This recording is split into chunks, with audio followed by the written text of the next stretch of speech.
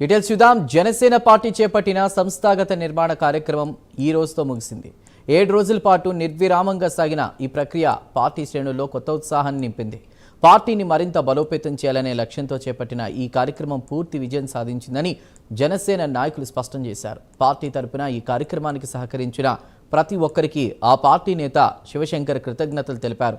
పరిశీలకులు, ఎమ్మెల్యేలు, ఇతర నాయకుల సేవలు అభినందనీయమని అన్నారు. ఉప ముఖ్యమంత్రి పవన్ కళ్యాణ్, మంత్రి కందుల దుర్గేష్ సహా ఇతర నాయకుల కృషిని ఆయన ప్రశంసించారు. సుమారు 28 మంది సాధకులు బాధ్యతాయుతంగా పనిచేశారని, వారి క్రమశిక్షణతో కూడినటువంటి నిర్వహణ ఇతర రాజకీయ పార్టీలను సైతం ఆశ్చర్యపరిచిందని శివశంకర్ పేర్కొన్నారు. 25 పార్లమెంటరీ నియోజకవర్గాల నుండి అందిన దాదాపు 30,000 దరఖాస్తులను క్షుణ్ణంగా పరిశీలించారు. ఇంత క్రమశిక్షణగా జరుగుతుంది ఏమిటి అని సమకాలీన ఆంధ్రప్రదేశ్లో ఉన్న మిగతా రాజకీయ పార్టీ వాళ్ళు ఆశ్చర్యంగా, అద్భుతంగా, ఒకంతటా వాళ్ళు దిగ్భ్రమ చెందే విధంగా చూస్తున్నారు. ఈరోజు ప్రతి ప్రాంతం నుంచి మాకు వస్తున్న రిపోర్ట్స్.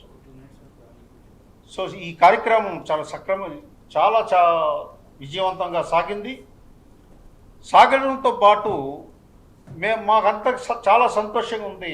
అధ్యక్షుల వారు కూడా వారు ఏదైతే ఆశించారో దానికి మించి స్పందన రావడం, మరొకసారి జనసేన పార్టీలో ఉన్నటువంటి కార్యకర్త నుంచి నాయకుల వరకు అందరికీ కూడా ఉత్తేజితులయ్యారు ఈ కార్యక్రమంతో. ఎందుకంటే గతంలో మెంబర్షిప్ డ్రైవ్లో అధ్యక్షుల వారు చెప్పారు, మెంబర్ టు లీడర్షిప్. ఒక కార్యకర్తగానే కాదు, కార్యకర్త నుంచి నాయకుడిగా ఎదిగే ప్రక్రియ ఈ పార్టీలో జరగాలనే ఉద్దేశంతో అధ్యక్షుల వారు అమలు చేయడం జరిగింది. అసలు ఇంత క్రమశిక్షణగా జరుగుతుంది ఏమిటి అని సమకాలీన ఆంధ్రప్రదేశ్లో ఉన్న మిగతా